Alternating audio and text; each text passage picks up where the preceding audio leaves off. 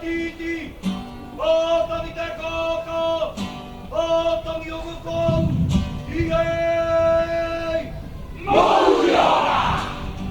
Kata mi te titi, kata mi te koko, kata mi te titi, kata mi te koko, kata mi te titi, kata mi te koko, kata mi o.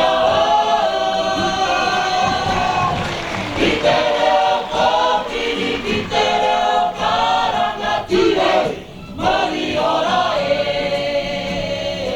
E ora e ne, koe nara e o e mamuru nei. Kote iwi Pākehā, kote iwi mari, mata te rangatai e.